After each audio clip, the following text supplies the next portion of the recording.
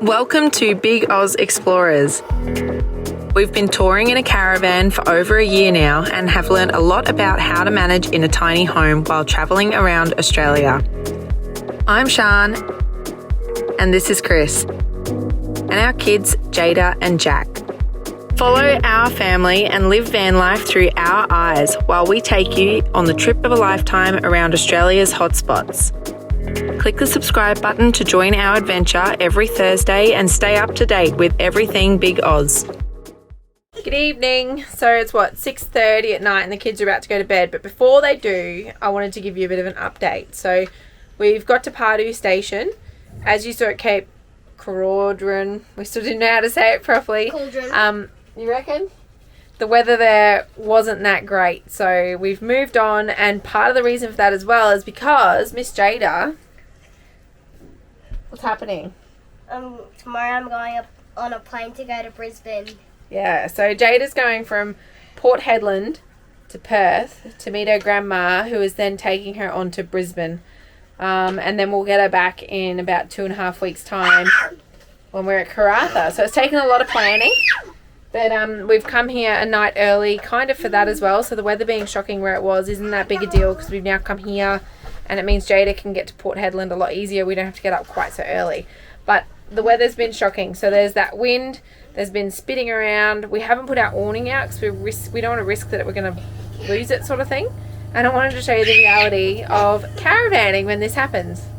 Here's our kitchen. Everything looks pretty normal. But over here we have a washing line and that's the only place I can fit it. So this is a full 8 kilo load of washing that I've hung up, and it's all in here because there's things of here that Jada needs tomorrow, so I had to do some washing. So yeah, it's a bit disappointing. Most places have a dryer, this place doesn't, which is just typical. So it sits in here, so it'll definitely dry because the awning's not out and we can get her to the plane in time. So yeah, realities of camping. So we're at Port Hedland and we're at the airport and we're just taking Jada in. She's checked in, but it's nicer to wait out here, so she'll be flying soon. Yeah, another big solo trip. She's going to Perth this time and then over to Brisbane. But yeah, 2.5 weeks. Staying at Perth for one night though. Staying overnight in Perth with Nanny. Yeah, she's being met in Perth, so she only got technically 2 hours by herself. Yeah. So yeah. It's been a big mission to plan because she leaves from here, but she comes back to Karratha and has to stop at Perth on the way because of COVID. They don't do direct flights anymore, so yeah, it's been a mission. It's quickly Port Hedland bloody airport. Wow, I knew it would be quite busy. As most people know, it's like a huge mining town. And there are just blokes everywhere.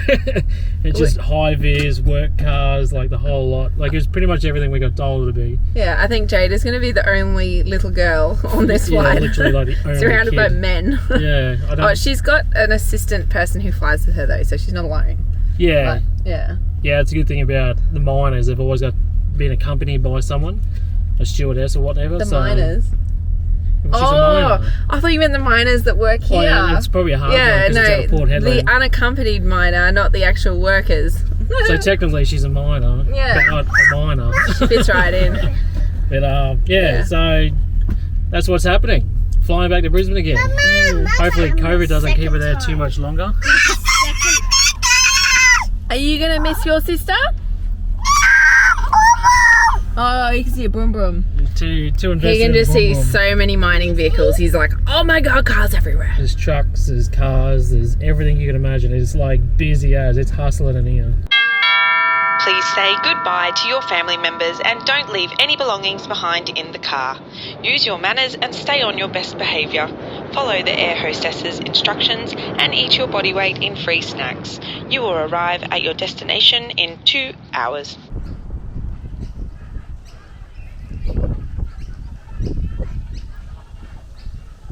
Where are you off to? I don't know. I think he wants to get to Brisbane and see Jada. He misses her already. You missing Jada? You want to fly back to home? It's not very adult friendly. This is what I got to do to get myself into this little cabin. Yeah, but you know what's even worse is that Jack's not even in there and you're still in there. As soon as I got in, he got out. He wanted me to get in, and I was like, all right, I'll get in. He's like, no, I'm out. See you later. He's all the way over there now.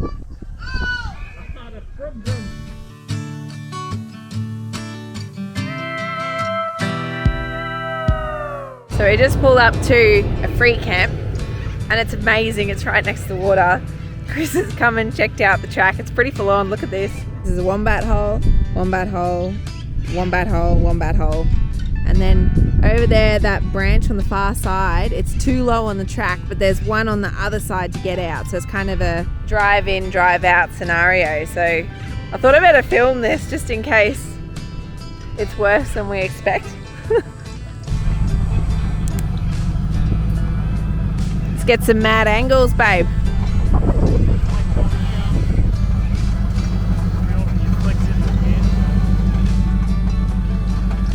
Flexing into the campsite, Chris said. And then here's a good example of the DO35 working, because the car's facing that way and the van was facing the other way. It's pretty cool.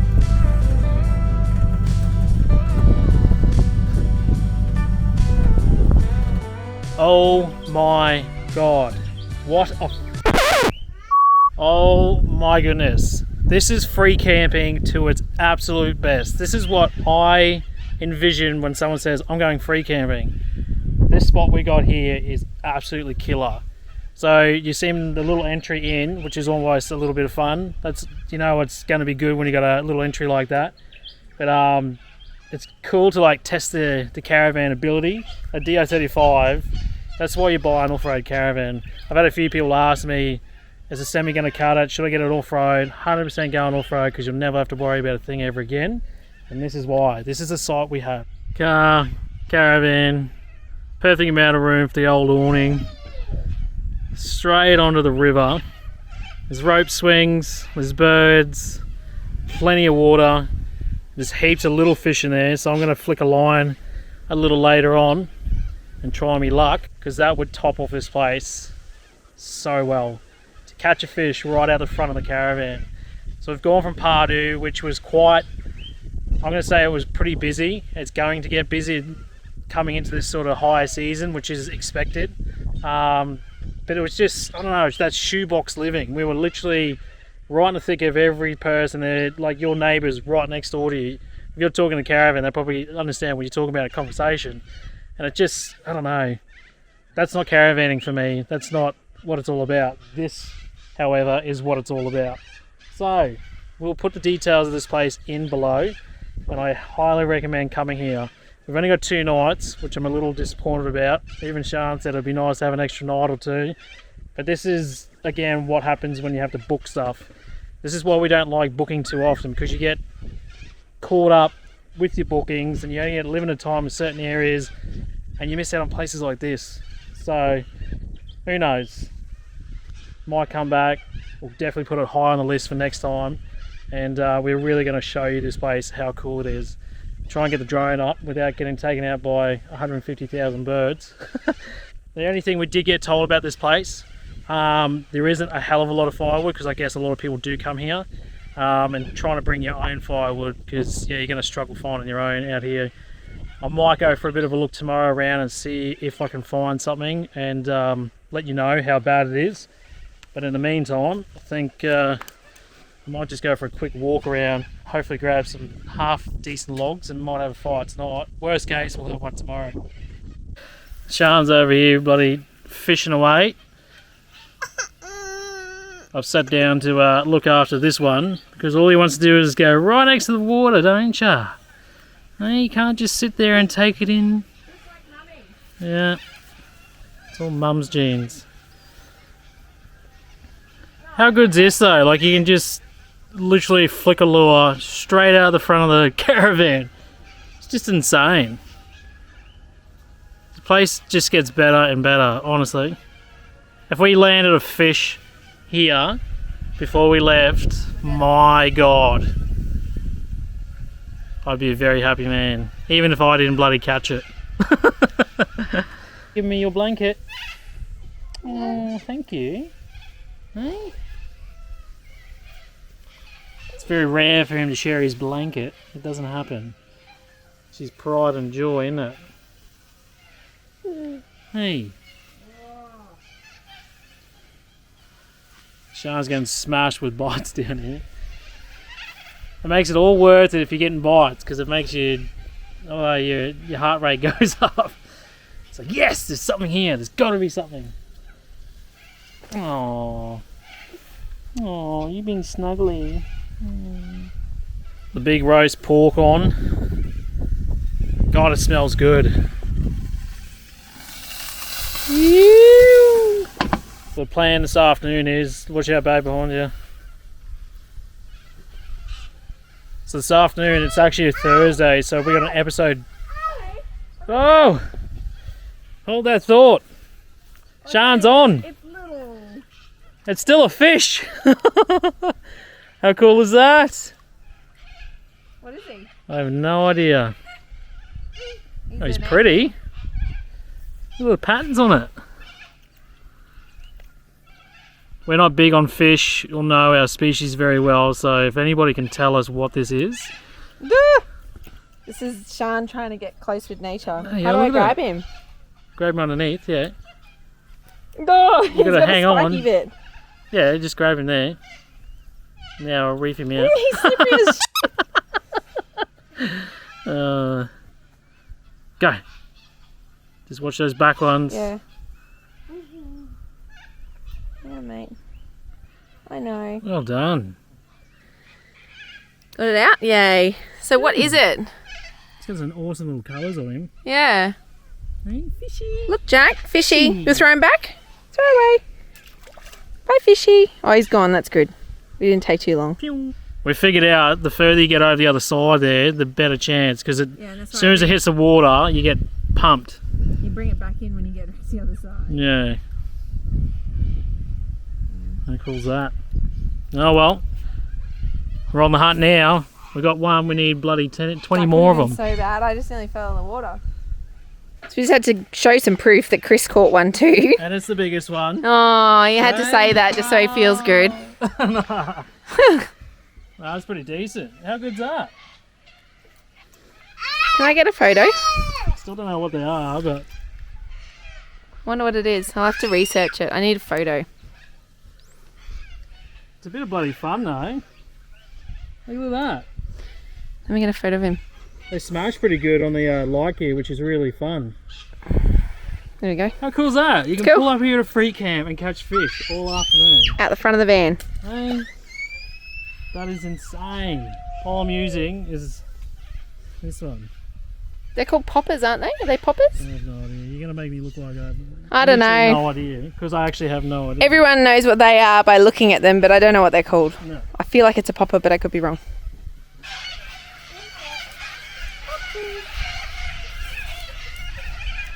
Okay, stand there. Come over here.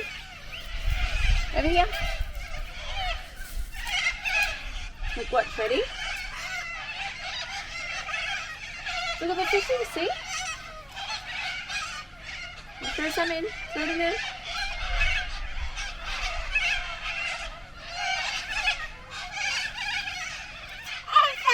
Yeah. Look at that. Fishies.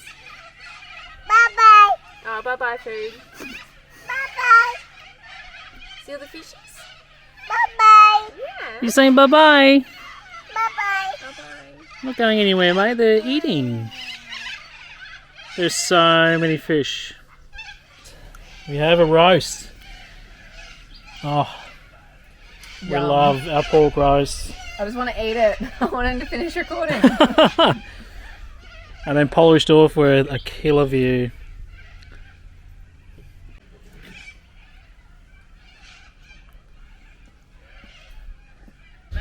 Well, we're in Marble Bar, checking out a couple little things. We come in to get some fuel.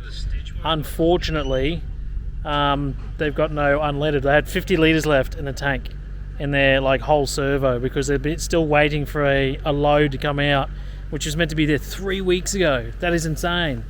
Our mate is gutted that he couldn't give us more, because it's affecting him and travellers coming through. So officially, the very first time we haven't had or been able to get as much fuel as we needed around the whole of Australia so far. So, in saying that, they would have had unleaded, but it's just because the delivery didn't turn up. So, technically, I don't think we've run out yet. But yeah, just checking out sites. We're actually just hanging around for the next 25 minutes or 30 minutes because we're actually watching an episode that's just come out.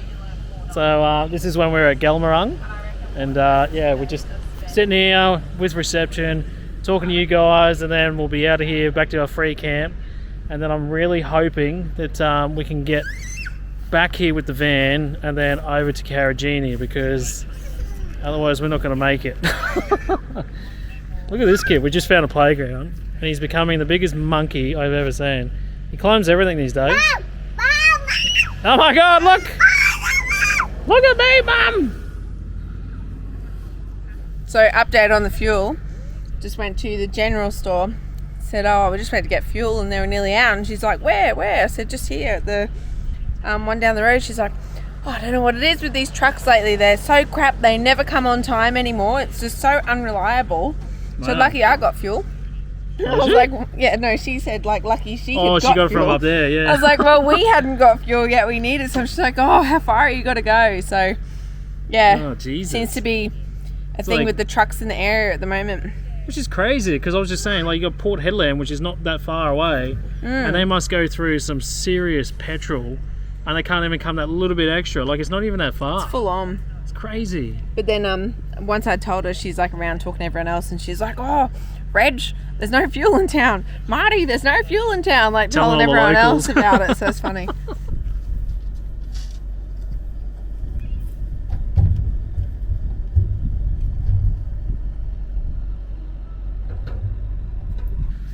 Three, 2, 1, go! Woo! Yeah. Good boy. His mum over here being antisocial, chatting to all you legends, multitasking on the road. Because where we were at the free camp, we couldn't get just enough reception. It was like 1 bar 3G. If you had a booster or something, it might, you know, help a tremendous amount. But other than that, yeah, pretty average. But that's what it's all about. Free camping is to get off grid and sort of switch off and enjoy yourself. So yeah, it's pretty handy where we got Marble Bar here. It's only half an hour away, so it's not too far. 3, 2. Here goes Jack. Woo! So yeah, we can come here and still catch up on our episodes and talk to you guys because we love you guys.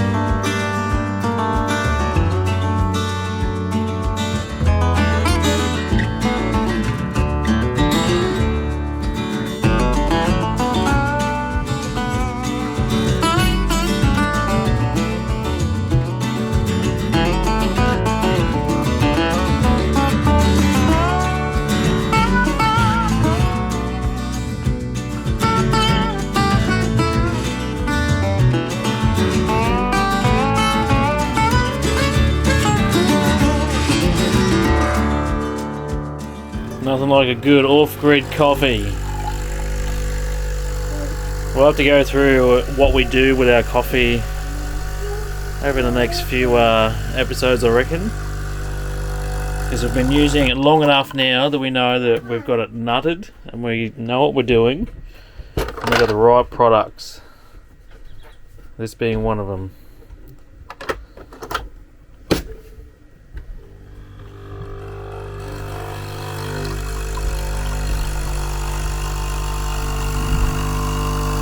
The initial sip, what do you reckon? Let's go.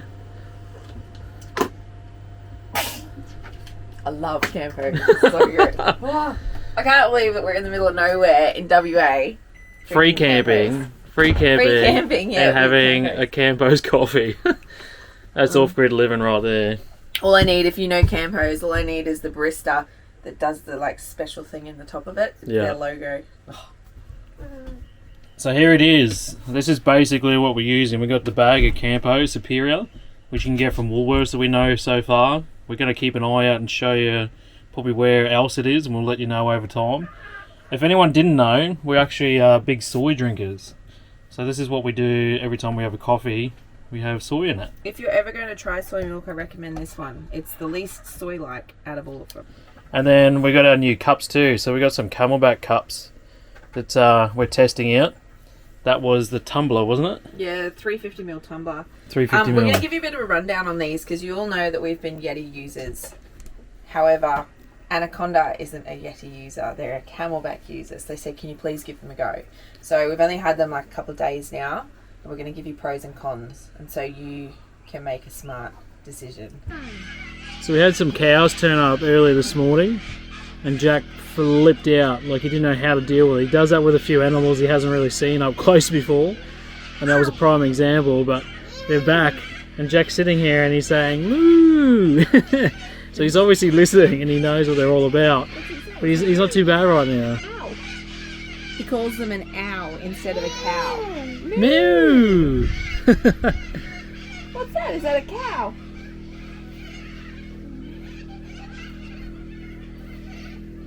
Ow. Yeah, ow. Ow. That's a cow. Cow. What's a cow say? Moo! Yeah, moo.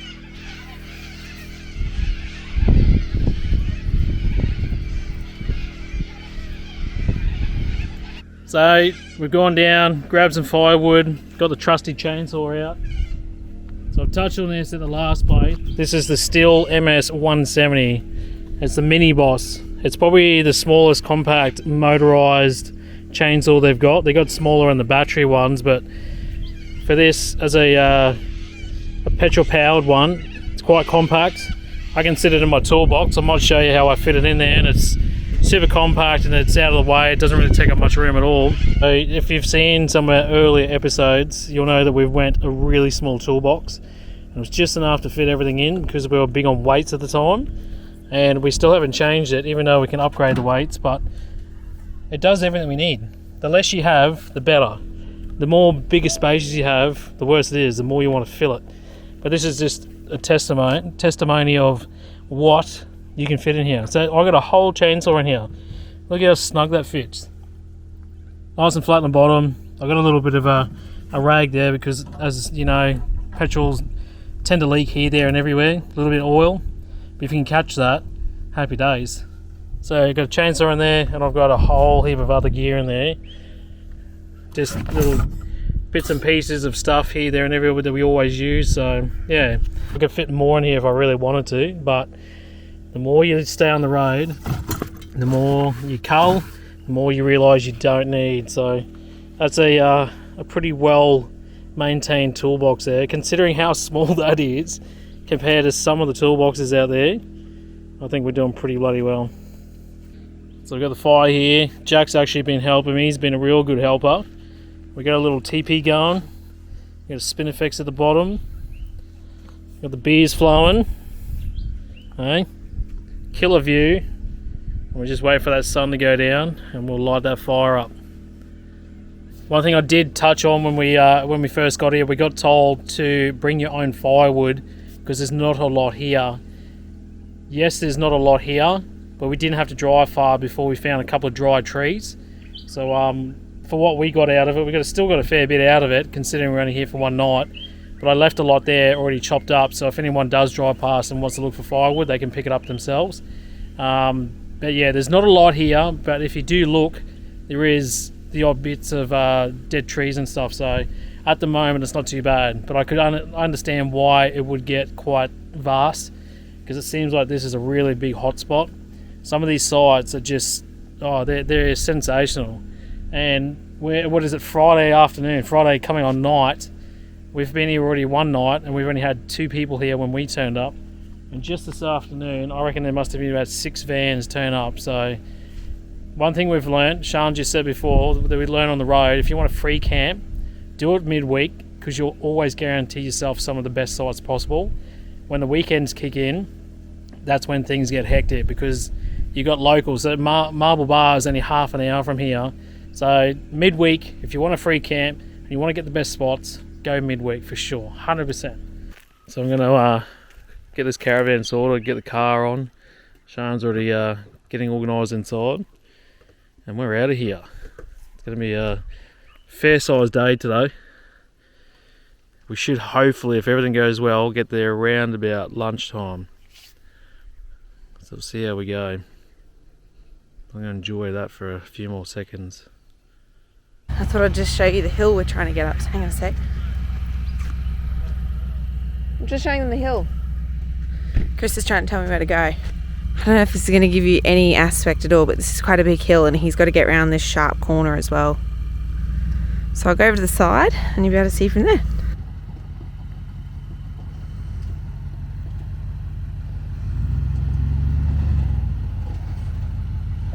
So the other thing is too, you're probably wondering why he's not driving where I am. That's why. So that's probably about the height of the car. And the only open track is this one that goes up here. Oh, I hope I packed the caravan right.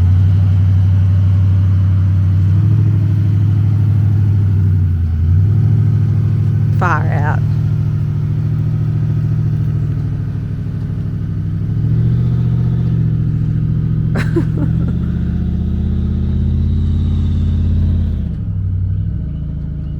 That is on some serious angles. Oh, far out.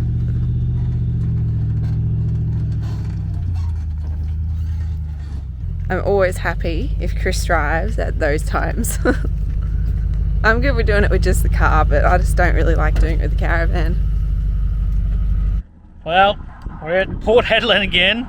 We've made it to town. We've done a gas bottle refill. We've filled the car up with fuel. And we've done a few little bits and pieces of shopping, so we're good for the next few days. And we're heading out to Karijini. But we're literally just filling up water now with the caravan, because we've had a couple of different types of water. I like to try and drain them when I can and refill them when I can, because we've got 80 mile water and we've got, where else was it? Oh, Pardue station water. So I got 2 types of water in there. It's not like it's bad water or anything, it's good, but it's just, I don't like mixing waters because you just don't know. And yeah, so I've drained all the tanks just before we left free camp. Made it a lot easier for towing, so we're not burning as much fuel, seeing we're a bit limited. Got into town, there's like 6 or 7 bloody water places in town that you can fill up, and this is probably one of the main ones. It's on the main stretch, sort of coming in and out of Port Hedland. So the airport's just over here over my right shoulder. And yeah, first time we've ever filled up in one of these places, but nice and easy, quick and easy. So I've drained everything, filling up now, and then we're going to hit the road and get over to Karijini and try and get there as soon as possible, because we've only got tonight and again tomorrow. So yeah, from what we've been told, 2 days is definitely not enough, and we've been very lucky to even get these bookings to be there. So we're going to have to try and make the most of it.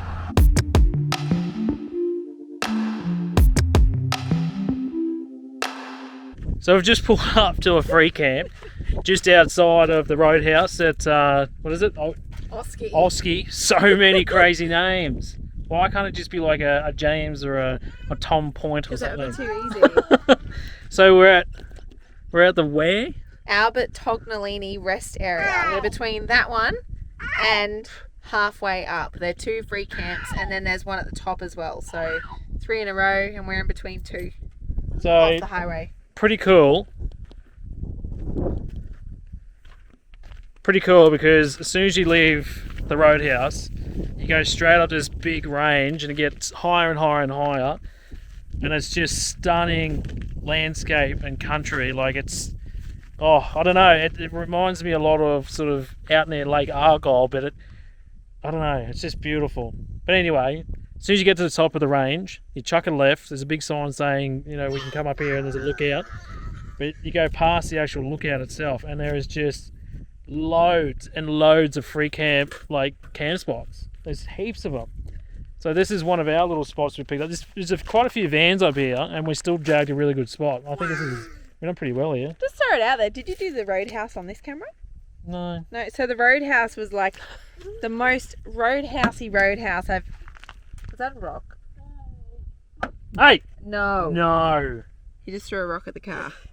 But anyway, the roadhouse, yes. The most roadhousey roadhouse you've ever seen. It's what I thought a roadhouse would be like, with every trucker, everyone's in high vis, you know, there's red dust everywhere. It was like really manly roadhouse. Roadhouse. Yeah. There's a tourist park there, and they're completely booked out. Yeah, I was saying to Chris, I'm like, I can't imagine even staying there. Yeah, it didn't look very inviting. I'd rather this. This is 9 minutes up the road. Literally at just the other end of the road, up the top of the hill here. Awesome. And killer views. So we're only pulling up here for the night because the funny thing is we were rushing around like headless chooks this morning, weren't we? Yeah. Because Sean does a lot of the planning. No, hang on. I'll give you the real version of the story, right? Here we go. We're at Pardue Station, and everyone was packed in like sardines, and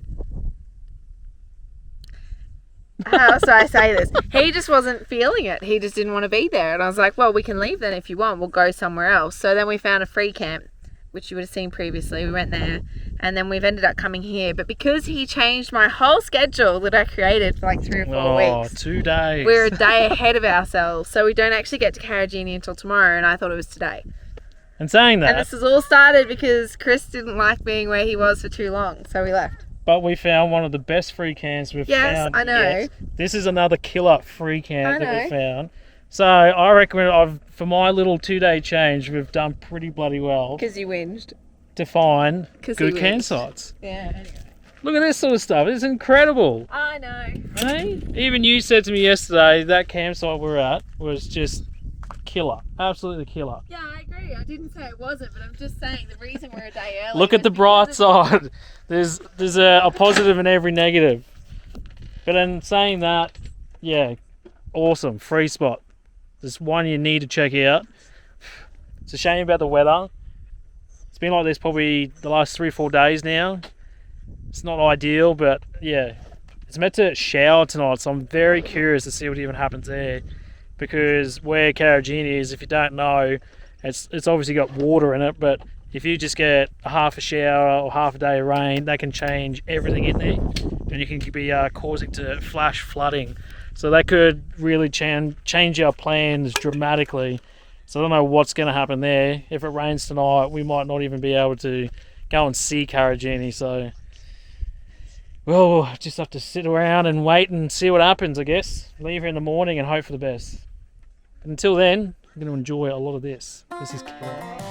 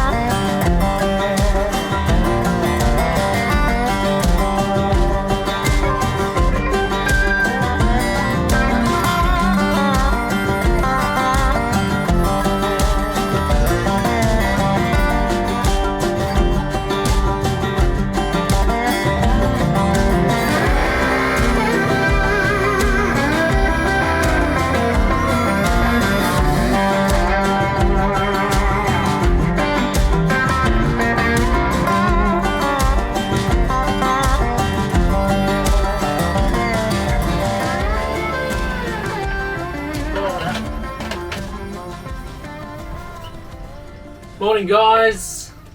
We are coming to you from the free camp again. We haven't moved just yet.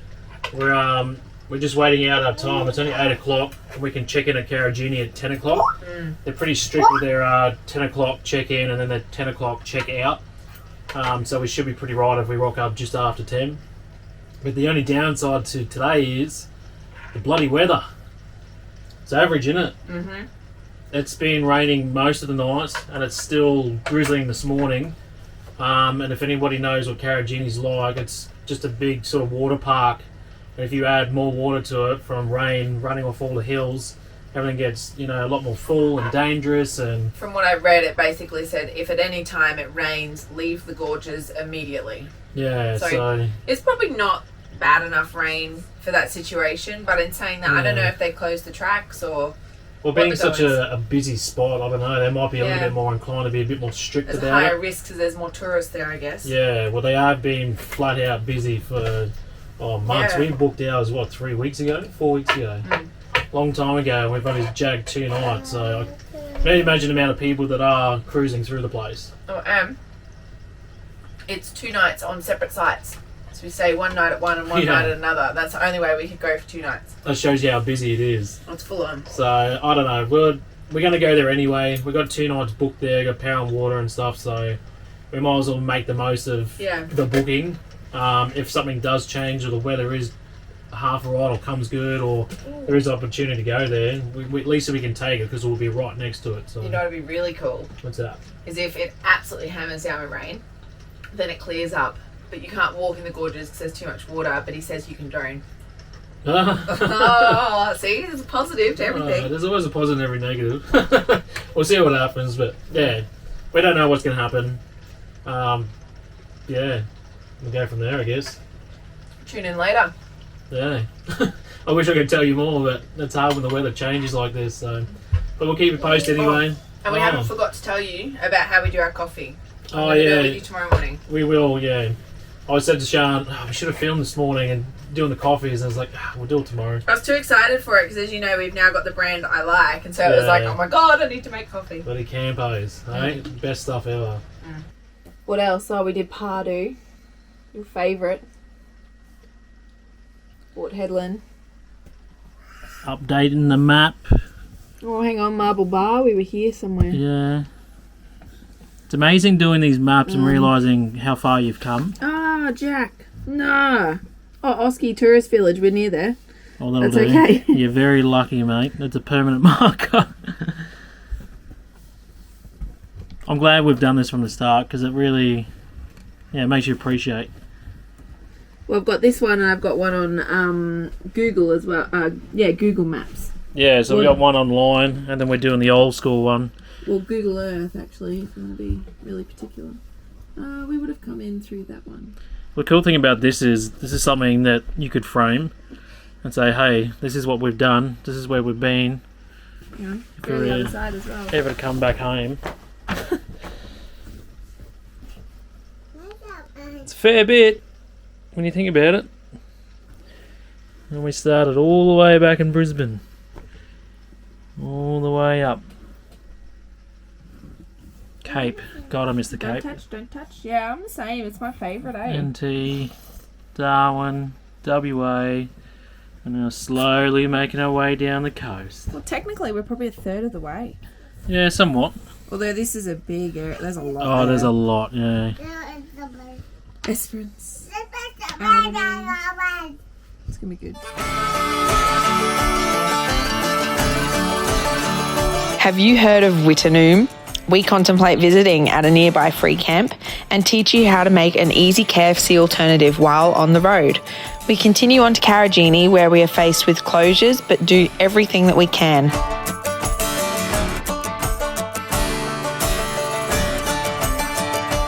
Jack accidentally drops something important into Circular Pool, and we show you step by step how we do coffee on the road.